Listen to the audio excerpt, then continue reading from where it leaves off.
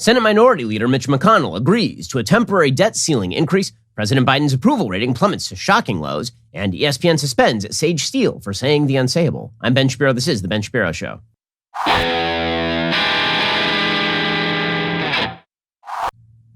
Today's show is sponsored by ExpressVPN. Don't let big tech track what you do. Anonymize your web browsing at expressvpn.com/Ben. We'll get to all the news in just one moment. First, you are just paying too much money to your cell phone provider if you are using one of the big providers like Verizon or AT&T or T-Mobile. You're spending your money so they can pay for their social initiatives or their retail stores across the country that you never actually use. Instead, what if you could get the same exact service as one of the big cell phone providers, except you would actually be spending a lot less money? This is where Pure Talk comes in. Pure Talk isn't going to charge you for any of that crappy overhead. Instead, they give you killer 5G coverage on the same 5G network as one of the big guys for about half the cost. The average family is saving over $800 a year. So what is your excuse? I made the switch. You can keep your number, keep your phone, or get huge discounts on the latest iPhones and Androids. Get unlimited talk, text, and 6 gigs of data for just $30 a month. And listen, if you still want unlimited data, you can still get it and save a fortune. Go to puretalk.com, shop for the plan that's right for you. They have a 30-day risk-free guarantee, so you literally have nothing to lose. Go to puretalk.com, enter promo code Shapiro. You will save 50% off your very first month. That is puretalk.com, promo code Shapiro. Pure Talk is simply smarter wireless. Again, puretalk.com, promo code Shapiro to get started. 30-day risk-free guarantee. You got nothing to lose. puretalk.com, promo code Shapiro. Alrighty, so late last night, Mitch McConnell, the Senate Minority Leader, he essentially, quote unquote, caved to the Democrats. What he did is he agreed to a short-term debt ceiling increase. The way this is being characterized by the Democrats is a win for the Democrats, because instead of them having to cram everything in the next couple of weeks and then ram through a debt ceiling increase via the use of reconciliation, now they will probably have more time to negotiate out this Build Back Better regime, this terrifyingly large package that they are putting together. So a lot of people on the right this morning are very angry with Mitch McConnell. I think in part justifiably so, but I think that there is a logic to what McConnell is doing, and I think it has to do mainly with Joe Manchin. It certainly does not have to do with Biden. So one of the theories that is being trotted out there is that Mitch McConnell caved because Joe Biden's agenda is actually popular and he didn't want to be seen holding it up. That, of course, is absolute nonsense. That's very silly. Joe Biden is really, really unpopular. The poll numbers for Joe Biden are just awful. They are garbage. Quinnipiac, which is a polling service that tends to favor Democrats, currently has Joe Biden's approval rating at 38%. Remember that time we were told that Donald Trump was historically unpopular? Well, here you have Joe Biden, who is basically at the same level as Trump was when Trump was at his lowest levels of approval rating. Okay, so these are really bad numbers for Biden. And unlike Donald Trump, who had a pretty solid ceiling and a pretty solid floor, Biden didn't really have a ceiling, but he also has no floor. What that means is that when he starts to lose support, there is no low to which he cannot crater. Maybe in the 20s somewhere. But Trump was never going to crater below about 35%. Biden, theoretically, if things continue to get bad, he could be down in the low 30s before you know it. On the issues, the only issue where Biden is performing even half decently is on COVID. Even there, he's slightly underwater at 48.50. On the economy, he has 39% approval rating.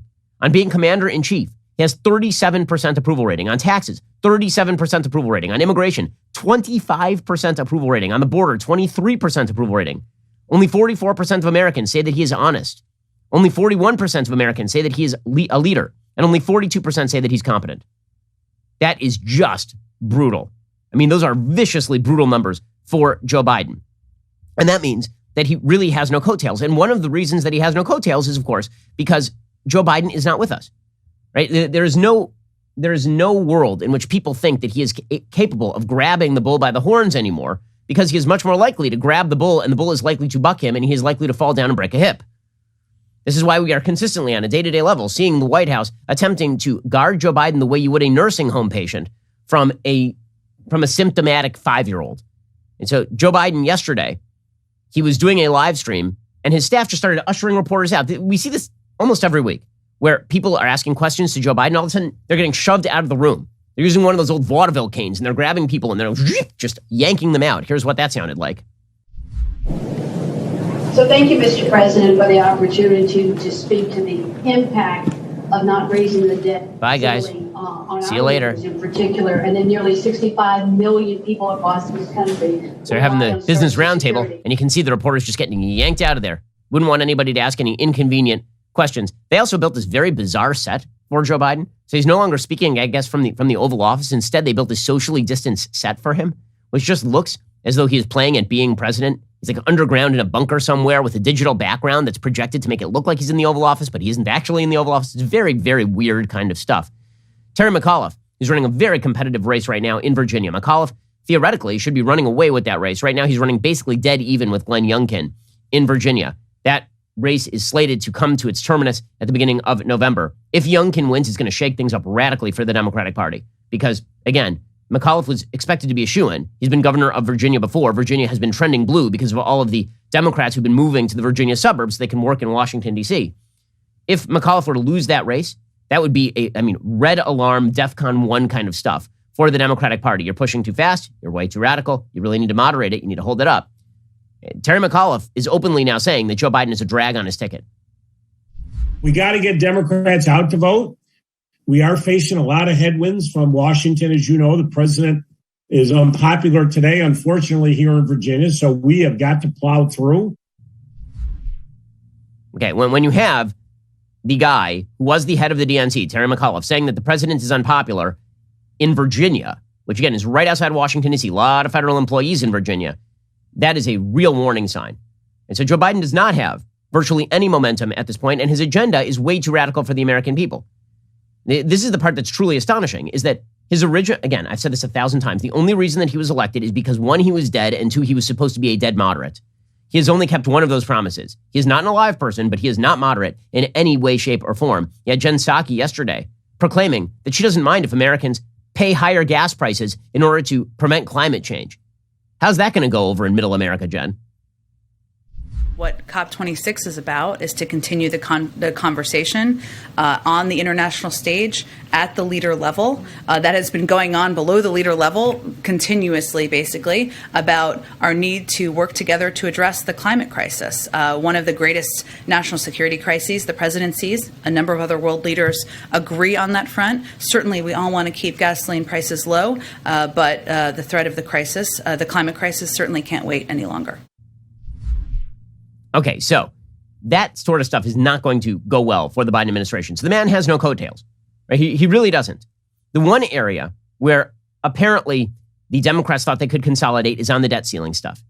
I'll get to that in just one moment. First, let us talk about the simple fact that you want to protect your home. When you are out of town, when you're away from your house, you want to make sure you know what's going on at your house. This is where Ring Alarm comes in. So when we moved from California to Florida, my wife said, let's put some Ring devices on the house like right away. And the good news is it was really easy to install. I could do it myself, and I am no tech wizard for sure. With my Ring Alarm security system, I'm much more at ease when I'm on the road or away from home. My Ring Alarm equals peace of mind. You can protect your home with Ring Alarm too. Ring Alarm is a powerful, affordable, whole home security system you can easily install yourself. It works seamlessly with other Ring products in one simple app. For a special offer, go to ring.com/Ben. It's the perfect way to start your Ring experience. Keep an eye on every corner of your home with indoor and outdoor cams. See what's happening directly from your phone. Protect your home anytime from anywhere with Ring Alarm. And it's very useful to me. Like I'm at work, I want to check in on what the kids are doing. I just check my Ring and I know exactly what is going on. Somebody's dropping off a package. I want to make sure I know who it is. Ring comes in handy. Go to ring.com/Ben for a special offer on a Ring Alarm security kit today. You can build a system right for your home, have it up and running in just minutes. That is ring.com/Ben. Again, ring.com/Ben. Okay, so Joe Biden is pushing an unpopular agenda that is not likely to win him many plaudits.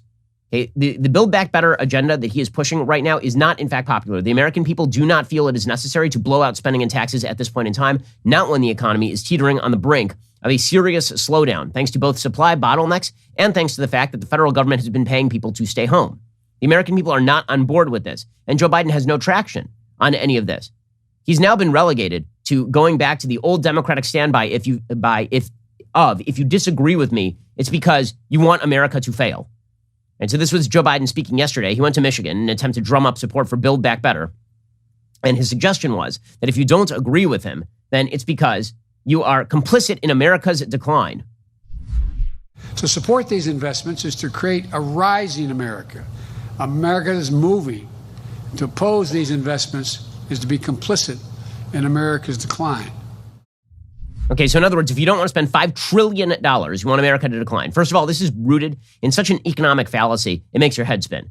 If Joe Biden's idea is that the way that you build a strong country, a stronger economic country, that the way that you build a stronger economy is to blow out the spending and the taxes, I would love to see one country where this has been true.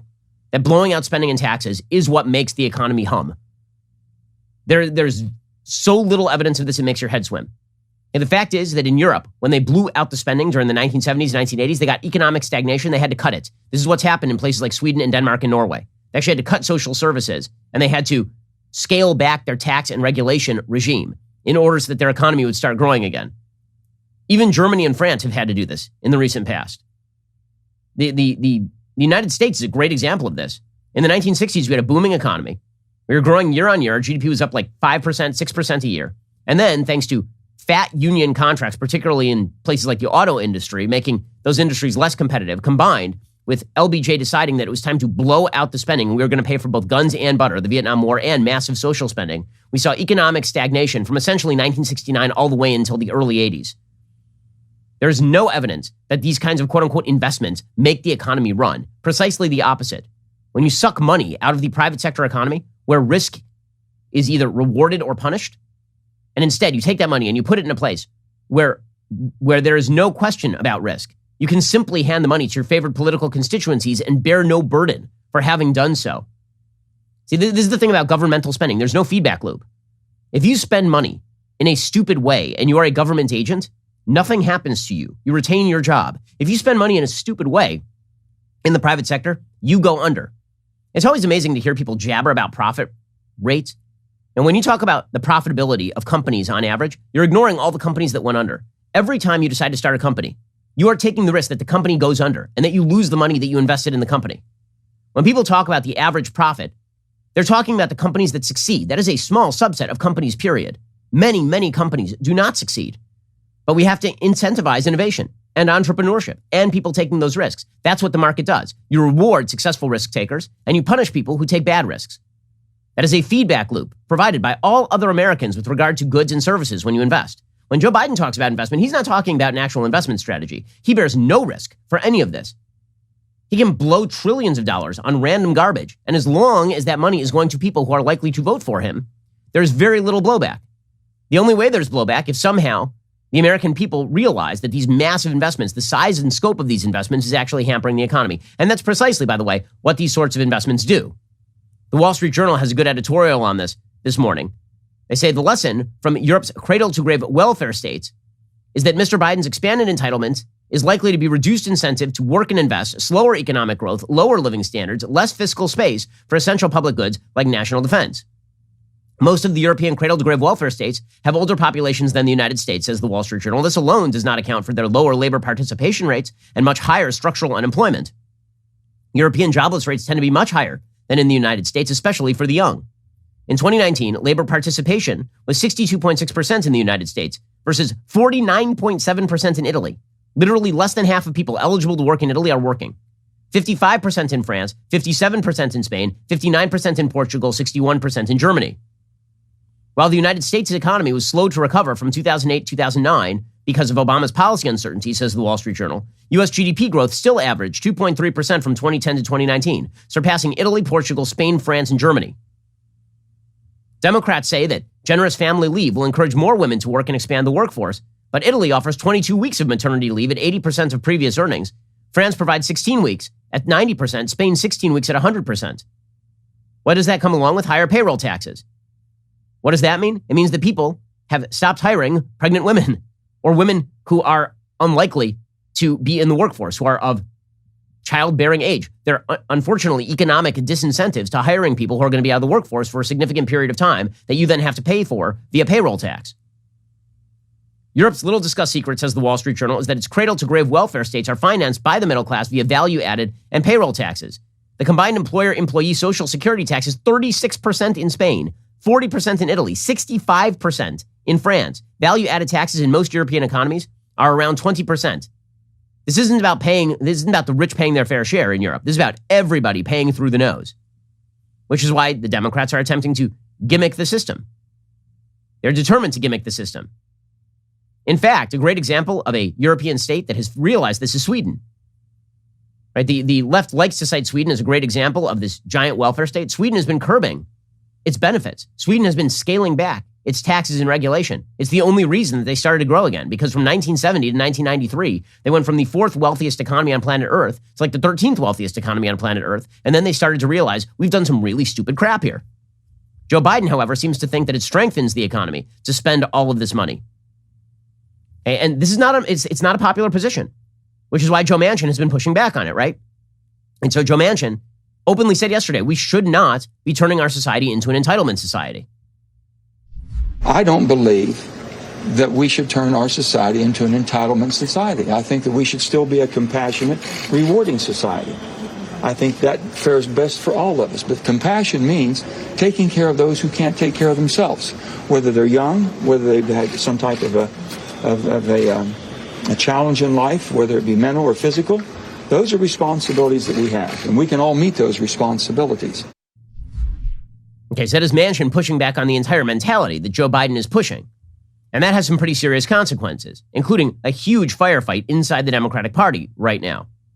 All this is predicate to explaining what Mitch McConnell is actually kind of doing with the debt ceiling, which again is sort of, I would say, half justifiable. We'll get to that in just 1 second. First, let us talk about the reality of aging. As you get older, you tend to lose family memories, right? They're all in the garage. They molder. You have tapes that are falling apart. You got old film reels. That stuff is just doing nothing out there. Not only is it doing nothing, it's falling apart. You're never going to see it again.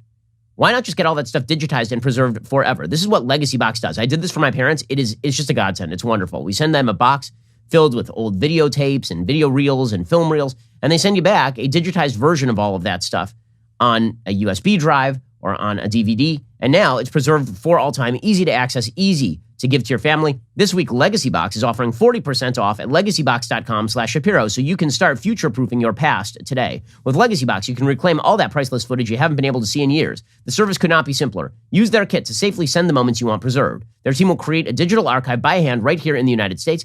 Then you'll receive your new copies, stored on the cloud, thumb drive or DVD, along with all the original media you sent them.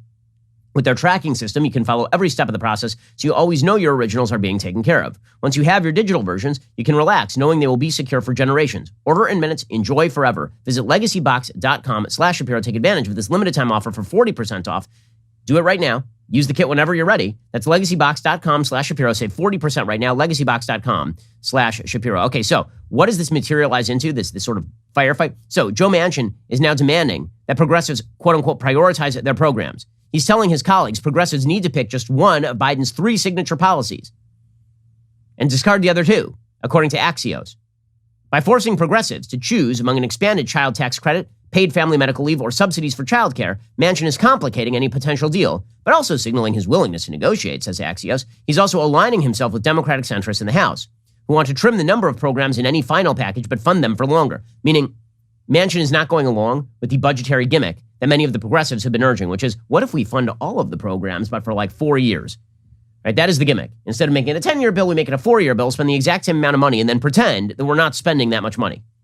Because we'll artificially sunset the bills, knowing that Congress is then going to come back in and refund all of the bills, like put more money into the bills. So Manchin's saying, no, we're not going to do that. If you want to put together a program, that program is going to have to be budgeted over the course of 10 years, and that means you're actually going to have to pick and choose which programs you want.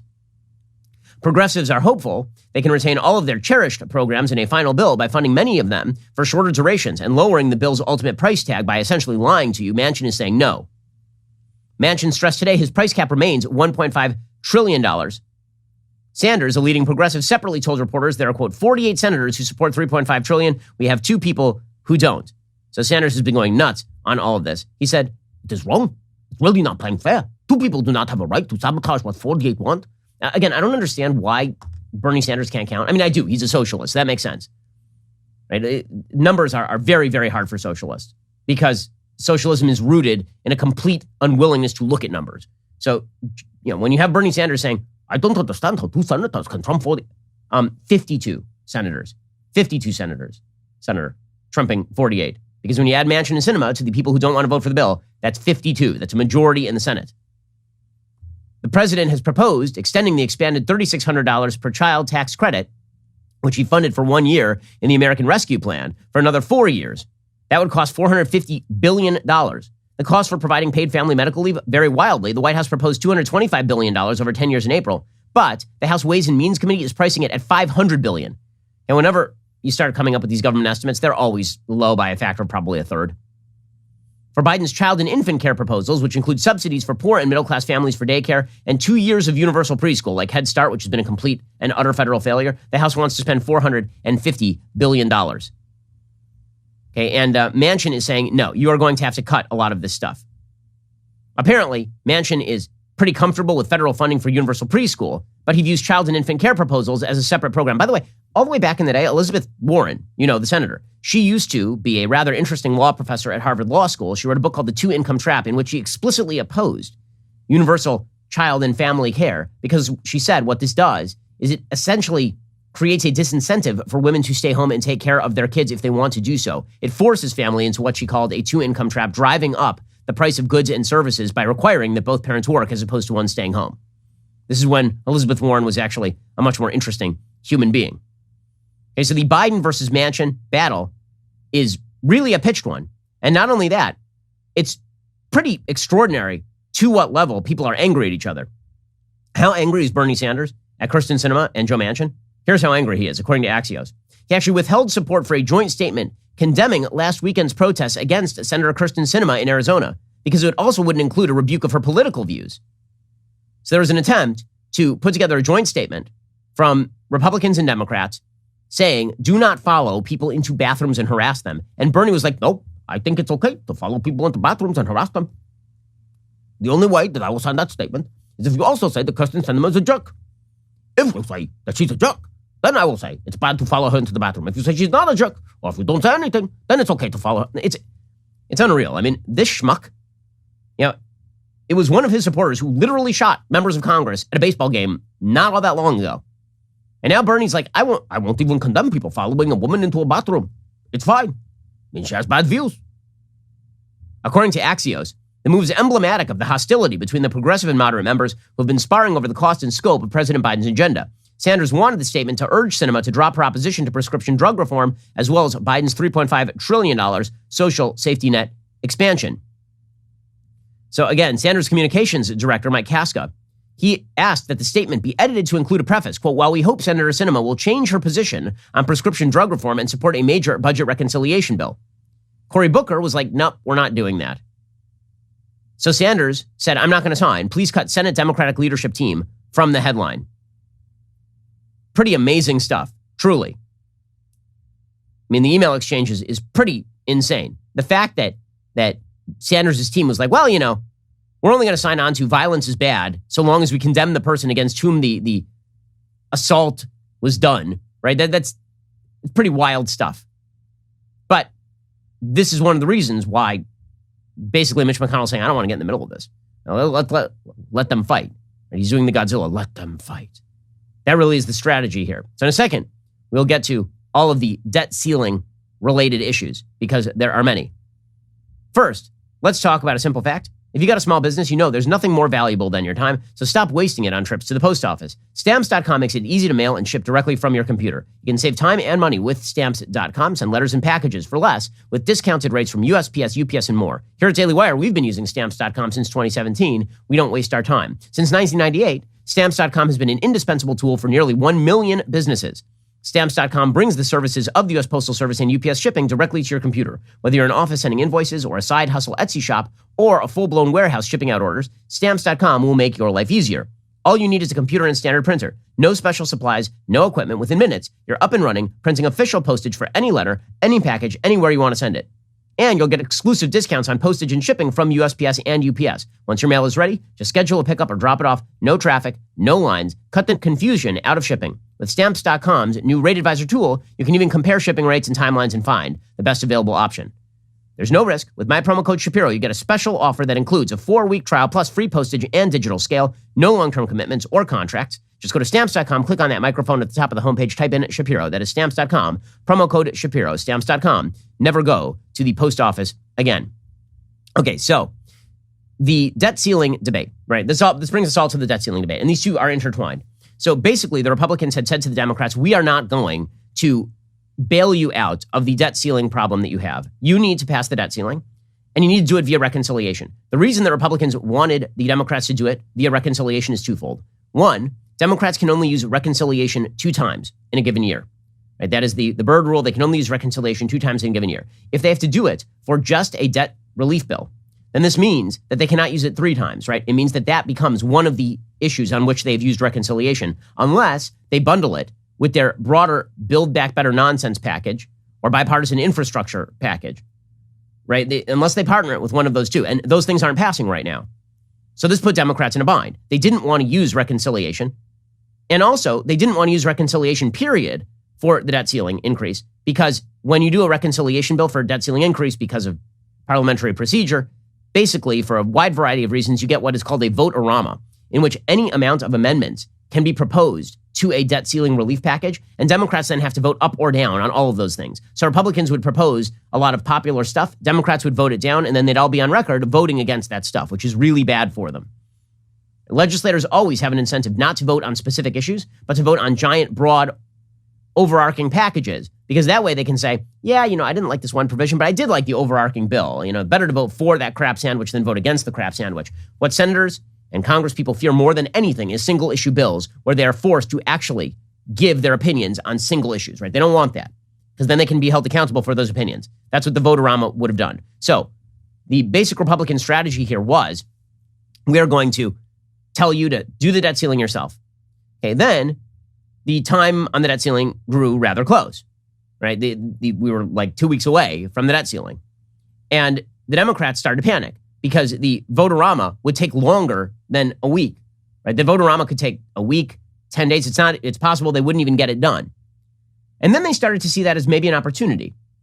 Maybe they could browbeat Republicans. So if there was some sort of economic fallout from the debt ceiling, that if they were playing chicken, maybe it would be better for Biden to simply let the car go over the cliff on the debt ceiling and then blame Republicans. This is sort of the going theory. We'll drag you down with us. And maybe they were able to convince Joe Manchin, right? This is unclear, whether they were able to convince Joe Manchin to kill the filibuster for the debt ceiling increase. So Manchin, for his part, said that he was not going to do that, but maybe the reason that he said he was not going to do that is because he'd already heard from McConnell that they were going to push off the debt ceiling. Here was Joe Manchin on this yesterday. I implore them to engage, start working, work this out. There should not be a crisis. I've been very, very clear where I stand on the filibuster. I don't have to repeat that. I think I've been very clear. Nothing changes. But for his part, Joe Biden, supposed moderate, was saying yesterday maybe we'll change the filibuster rules in order to pass the debt ceiling increase. Are Democrats considering using a nuclear option to raise the debt limit? Using a carve-out with the filibuster to raise the debt limit? Oh, I think that's a real possibility.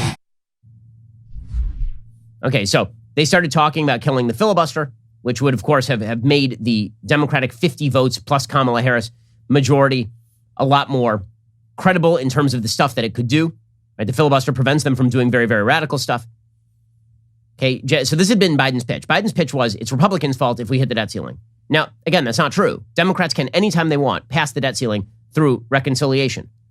But this had become a major talking point for the Democrats. They would much prefer to talk about the debt ceiling than to talk about, for example, the actual Build Back Better plan, because the Build Back Better plan, they're busy battling that one out. Plus, I have a feeling that behind closed doors, Joe Manchin was basically saying, listen, you've counted on me so far to hold the line when it comes to the Build Back Better thing. But if we hit the debt ceiling, there's going to be a lot of pressure on me to basically strike back by helping to kill the filibuster here, because we can't let the government go into complete shutdown mode. Right, so I really think that probably what happened here is that McConnell went to Manchin, and the basic deal was we're going to sign a short-term debt ceiling extension, and that's going to give us 2 months to let you guys fight it out. McConnell's like, fine, I'll let Manchin fight it out and Sinema fight it out and let those guys fight it out with Biden and Sanders. Maybe they come to an agreement, maybe they don't. But whatever happens next is on them. And then if we hit December and they still haven't come up with the debt ceiling increase, then it's totally on them, because we even went along with the short-term extension, and they still couldn't get it together in time. Right now, it's completely on them, just in time for election season. I think that McConnell also has his eye on the election in Virginia, because if we hit November and if Youngkin beats McAuliffe in Virginia, the Build Back Better agenda is dead. It's DOA. It's dead on arrival. There are just not enough moderate Democrats who are willing to sacrifice their seats on behalf of an agenda that's so unpopular, dragged Terry McAuliffe to defeat in Virginia. Once we hit next year, by the way, ain't nothing getting done. Or we may be entering the end of the legislative phase of Joe Biden's presidency already, because nothing's getting done in an election year. And then if Republicans win the House, which they're very likely to do in 2022, ain't nothing getting done for the final 2 years of Joe Biden's presidency. So we're already down to crunch time for the Democrats. McConnell knows that. And every day that Democrats are arguing with each other is a day where Democrats, number one, aren't getting anything done. And number two, is a day where Republicans aren't in the headlines. And the best thing for Republicans is not to be in the headlines. the media and Biden had successfully ginned up and out, upset, apparently, about the debt ceiling, the Republicans were like, it's just not worth it. Right? So Joe Biden's Build Back Better agenda is not popular, but if he could somehow throw mud on the Republican hem, then maybe he could distract from the fact that his agenda isn't popular. This is why, for example, Biden has been going out there and saying it's wrong and dangerous not to raise the debt ceiling. The Democrats are willing to step up and stop this economic catastrophe if Senate Republicans will just get out of the way. But our Senate Republican friends are planning to block the vote to raise the debt limit by using the procedural power called the filibuster. To say that in plain English, it means you have to have 60 votes when there's a filibuster. 60 votes, a supermajority, instead of 50 to get anything done. It's not right, and it's dangerous. For his own part, Senator McConnell said, quote, it's not clear whether the Democratic leaders have wasted 2.5 months because they simply can't govern, or whether they are intentionally playing Russian roulette with the economy to try and bully their own members into going back on their word and wrecking the Senate. Okay, and so it's theoretically possible that Democrats now think that they have the whip hand with regard to McConnell by threatening to kill the filibuster over the debt ceiling, but I think that this was the entire deal. I think that the deal that McConnell made with Manchin and Sinema, again, this is speculative, but I think it's, given the incentive structures in play, it's probably accurate, that basically Manchin and Sinema probably went to McConnell and they said, if it comes down to the debt ceiling and we are seen as obstructing the debt ceiling along with you, then it's going to be very hard for us to push back against the progressives, but give us a little bit more rope. And then whatever happens comes December is on Joe Biden. I think that is quite possible at this point in time. So should McConnell be blamed for that? I mean, you could say that he caved to a certain extent, because if he had held the line, then maybe Democrats would have blinked first, and maybe they would have used the reconciliation process. Or maybe Joe Biden just would have done what he's typically done, tried to use executive action by minting $1 trillion coin or something like that. Or maybe Manchin and Sinema were actually wavering. If Manchin and Sinema were actually wavering, then that meant that that McConnell had lost a lot of leverage. And so he sort of had to do what he could do here, push it off for a couple months, let the Democrats fight one another for the next couple of months, and really not for the next couple of months, really for the next month. Right? It is currently October 7th. The election in Virginia is less than a month away. Again, a lot rides on that particular election. So the focus is now back on, bottom line, focus is now back on the Democrats. It's no longer on the Republicans.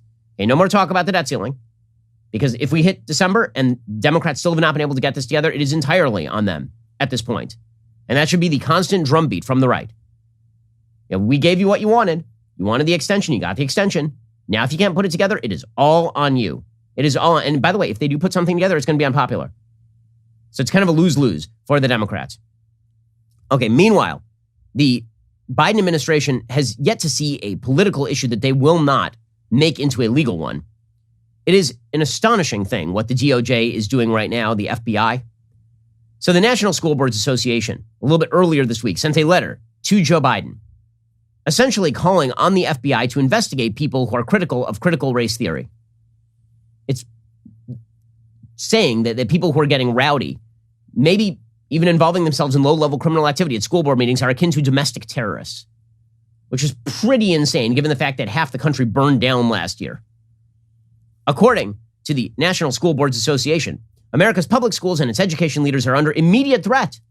The National School Boards Association respectfully asks for federal law enforcement and other assistance to deal with the growing number of threats of violence and acts of intimidation occurring across the nation. Local school board members want to hear from their communities on important issues, and that must be at the forefront of good school board governance and promotion of free speech. However, there must be safeguards in place to protect public schools and dedicated education leaders as they do their jobs. NSBA believes immediate assistance is required to protect students, school board members, and educators who are susceptible to acts of violence affecting interstate commerce because of threats to their districts, families, and personal safety. So they're looking for a reason why the feds ought to get involved, because, of course, criminal activity is criminal activity at the state and local level.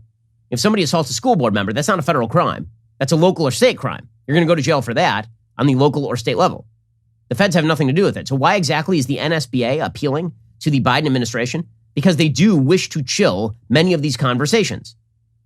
It is their goal to chill conversations about critical race theory. It is their goal to prevent the feedback loops that have been really bad for many Democrats on local school boards around the country. They say, quote, as these acts of malice, violence, and threats against public school officials have increased, the classification of these heinous actions could be the equivalent to a form of domestic terrorism and hate crimes. Domestic terrorism and hate crimes? Truly? seriously? Like this is the direction. And of course, because this administration is in hock to the unions, Merrick Garland immediately asked the FBI to address the, quote, recent disturbing spike in threats against educators. So we've now got the FBI involving itself, saying that the Justice Department will hold strategy sessions with law enforcement in the next 30 days and is expected to announce measures in response to the, quote, rising criminal conduct directed towards school personnel in the nation's public schools. Jen Psaki was asked about this at the White House. She was asked whether you are actually targeting parents, not just the ones who are violating the law, but you're actually using the federal government to chill speech by targeting one specific type of real local level crime. Does the administration agree that parents upset about their kids' curriculums could be considered domestic terrorists? What the Department of Justice said in a letter from the Attorney General is that, quote, threats against public servants are not only illegal, they run counter to our nation's core values. That is true. These were threats against public servants, threats against members of the school board. Regardless of the reasoning, threats and violence against public servants is illegal. Okay, but that does not answer the question as to why the federal government is involved in that. Nobody's defending threats against public servants. The question is whether the federal government ought to be involving itself in local crimes of this nature and whether that has anything to do with chilling the entire issue. Right? Ducey said something the School Boards Association is asking is for the administration to consider using the Patriot Act to consider investigating some of these school board protesters. So would the administration be okay with the FBI using the Patriot Act to surveil these parents?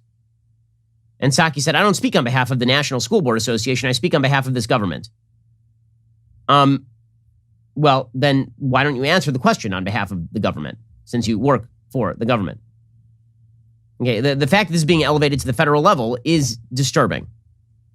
We're being told that critical race theory isn't being taught in public schools. And then the minute that people start talking about critical race theory, and then some of the people who are involved in those discussions do criminal things, it immediately gets elevated to the federal level. I mean, is there any rationale for that on a criminal law basis? Or it's pretty obvious at this point the answer is no. Okay, in just a second, we're going to get to the politically correct cancellation of the day. First, let us talk about something great you can do for your family. So, over the couch in our den, we have a beautiful portrait of me and my wife and 2 of our 3 kids. We need to get it updated. And when we do that, we are going to go to paintyourlife.com. You can get a professional, hand-painted portrait created from any photo at a truly affordable price, or you can combine photos of people or places you love into one painting. You can choose from a team of world-class artists and work with them until every detail is perfect. It's a user-friendly platform that makes it easy to order a custom-made, hand-painted portrait in less than 5 minutes. It's fast. You can receive your portrait in as little as 2 weeks. Send any picture. It can be yourself, your kids, family, loved ones, pets, people who aren't even there, and they can mash all of those photos up into a beautiful portrait as well. It makes a fantastic birthday, anniversary, or wedding gift. It's meaningful, it's personal, and it can be cherished forever. At paintyourlife.com, there's no risk. If you don't love that final painting, your money is refunded, guaranteed. Right now, as a limited time offer, get 20% off your painting. That is correct, 20% off and free shipping. To get this special offer, text the word Ben to 64,000. That's Ben to 64,000. Text my name, Ben, to 64,000. Paint your life. Celebrate the moments that matter most. Terms apply. Available at paintyourlife.com/terms. Again, text Ben to 64,000 to get started. Alrighty, this coming Tuesday, October 12th, we are making Backstage extra super duper exciting.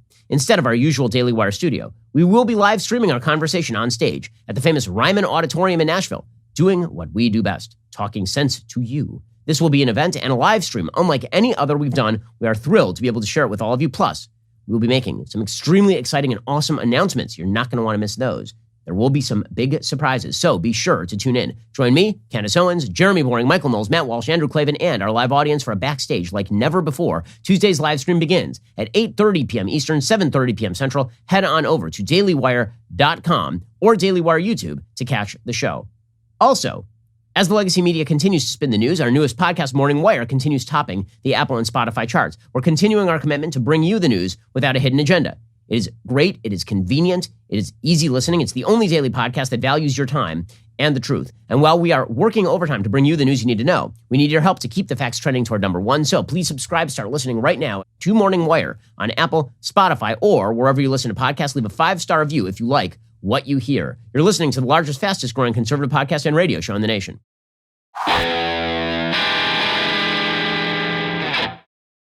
So, meanwhile, political correctness continues to run amok in our institutions. So Sage Steele is a really, really talented broadcaster over at ESPN. And she does the noon Sports Center. She's been doing Sports Center at ESPN for years. She happens to be a biracial woman. And she was doing a podcast with Jay Cutler. And she made some controversial comments. Now, in the past, she's been pretty openly somewhat conservative. Sage has. So the notion that Sage Steele was ever really hiding the ball on her politics is untrue. And she's gotten blowback pretty publicly from people at ESPN about it. Now remember, ESPN has become MSNBC with footballs. ESPN spent years broadcasting whatever idiotic political statements LeBron James wanted to make and then treating them as though they were some sort of Moses on the mountain moment. Anything dumb and left that athletes say is projected into the stratosphere by ESPN, into anchors. Spent 4 years making overtly political comments about Donald Trump, for example, to very little blowback. Unless they said something so extraordinarily outrageous that it drew like intense fire, pretty much every day was just dominated by lies about policing in the United States or about systemic racism in the United States. And ESPN went woke a long time ago. So did Sports Illustrated. Like the entire sort of institutional sports media is way to the left of virtually all media, maybe including political media. Sage Steele is an exception to that, right? She's tweeted some things that tend toward the conservative. And while she was on with Jay Cutler, she made a couple of comments. She made one comment about Barack Obama. She was asked by Jay Cutler about Barack Obama on a census form saying that he was black as opposed to biracial, which he is, right? Barack Obama is biracial. His mom was white and his dad was black. Sage Steele is also biracial. And her dad is black and her mom is white. And here's what Sage Steele had to say.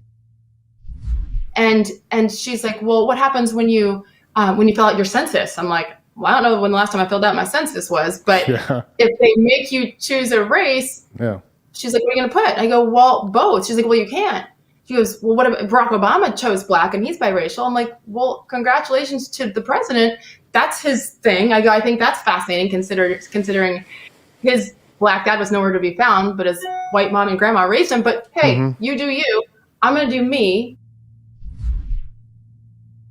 Okay, so how dare she point out the reality, which is that Barack Obama, characterizes himself as purely black as opposed to biracial. And she literally says in that clip, you can do what you want, right? That's fine. But it's interesting how he characterizes himself one way as opposed to another. Okay, fine. Like that is a fairly inoffensive comment. When I say fairly, I mean like completely. There's nothing offensive about that, right? For her to say that she, who has the same racial status as Barack Obama, chooses to write mixed race on her forms and Barack Obama does not is sort of culturally interesting. That's true. That is kind of a culturally interesting thing. And it demonstrates how our society tends to box people in to single race thinking as opposed to the reality, which is that a huge number of Americans in the United States are mixed race, and that continues to grow year on year. Okay, there's nothing particularly controversial about that. And then she had this to say about vaccine mandates. So ESPN, Disney, they put down these vaccine mandates, like a lot of other major companies in the United States. Sage Steele is very critical of that. Here's what she had to say. I respect everyone's decision. I really do. Yeah. But to mandate it is sick. And it's scary. So I get it to an extent, but I think the mandate is what I really have an issue with. And I don't know what comes next. But I do know for me personally, I feel like defeated. Okay, and ESPN decided that they were going to suspend her over this. So they issued a statement on Tuesday saying that Steele would not return to the network for a week, foregoing her noon spot on SportsCenter, and has been removed as host of the 2021 ESPNW Women and Sports Summit, taking place October 18th through the 20th. So that's interesting. They said, at ESPN, we embrace different points of view, dialogue, and discussion that makes this place great. That said, always that said, but we expect that those points of view be expressed respectfully in a manner consistent with our values and in line with our internal policies. I don't see anything disrespectful about what she said. She was giving her opinion on vaccine mandates. It seems much more disrespectful that you are forcing her to get a vaccine to continue working at ESPN and forcing people to continue. Like, what's more disrespectful? A person saying you will be fired unless you take this vaccine that you have questions about, or the person saying, I think that's sick that you're doing that. Which one is more disrespectful? Seriously. Now listen, ESPN's a private company. They can do what they want. With that said, would they have done this had the situation been reversed and had the person who was speaking been hypercritical of President Trump or been hyper sycophantic toward Barack Obama, which ESPN was for literally all the years that Barack Obama was president, I have serious doubts about that. The reality is that the heads of ESPN are all to the left. ESPN is attempting to cater to a particular crowd. That crowd tends to be toward the left, demographically speaking. And so Sage Steele has to pay the price for that. She put out a statement saying, I know my recent comments created controversy for the company, and I apologize. We're in the midst of an extremely challenging time that impacts all of us. It's more critical than ever that we communicate constructively and thoughtfully. So that is, I fail to see what she says here that is fireable. Like, truly, I don't understand what she says here that is fireable or suspendable. That did not stop ESPN from suspending her until apparently further notice. I think there's a pretty good shot that ESPN ends up canning her at the end of this. And I think the reason for that is because, by the way, I think the real reason for that is ESPN is trying to cut salary because they've been losing viewers hand over fist. And I'm sure that Sage Steele has been working there for quite a while, makes good money over there, and they're probably just going to find some excuse to can her because this is what ESPN does. But again, it is just indicative of how stupid our culture is, that if you go on air and you're a biracial woman, you say something people don't like about Barack Obama, you might lose your job over it. Or if you say that you don't like vax mandates, you might lose your job over that. Meanwhile, that's not the only politically correct attempted cancellation of the day. So Dave Chappelle has a brand new special on Netflix. And he sort of alternates his specials. He does ones that are kind of woke and then highly praised because they're not as funny, but they're woke by the Rotten Tomatoes crowd. And then he does ones that are actually funny, but politically incorrect. So he makes some comments in his new Netflix special about the phenomenon of TERFs, trans exclusionary radical feminists, as they are called by the trans community, meaning women who say that biological women exist. Here is Dave Chappelle defending J.K. Rowling. I'm Team TERF. I agree, man. Gender is a fact. You have to look at it from a woman's perspective. Look at it like this. Caitlyn Jenner, whom I've met, wonderful person. Caitlyn Jenner was voted Woman of the Year. Her first year as a woman. Ain't that something? Okay, for this sort of stuff, GLAAD is now lambasting Dave Chappelle, and they're calling for Dave Chappelle to be removed from Netflix. GLAAD said, Dave Chappelle's brand has become synonymous with ridiculing trans people and other marginalized communities. Negative reviews and viewers loudly condemning his latest special is a message to the industry. Audiences don't support platforming anti-LGBTQ diatribes. We agree. Amazing how the people who are very much in favor of expanding every quote-unquote right to encompass pretty much every activity do not include among those rights speaking what you think about things. Then you ought to be deplatformed. So, amazingly beautiful stuff here from our censorious left. Alrighty, we'll be back here later today with an additional hour of content coming up soon. The Matt Walsh Show airs at 1:30 p.m. Eastern. Be sure to check it out over at dailywire.com. I'm Ben Shapiro. This is The Ben Shapiro Show. The Ben Shapiro Show is produced by Elliot Feld. Executive producer Jeremy Boring. Our supervising producer is Mathis Glover. Production manager Pavel Wydowski. Associate producer Bradford Carrington. Host producer Justin Barber. The show is edited by Adam Sayevitz. Audio is mixed by Mike Coromina. Hair and makeup is by Fabiola Cristina. Production assistant Jessica Kranz. The Ben Shapiro Show is a Daily Wire production. Copyright Daily Wire 2021. On the Matt Walsh Show, we talk about the things that matter, real issues that affect you, your family, our country, not just politics, but culture, faith, current events, all the fundamentals. If they matter to you, come check out the show.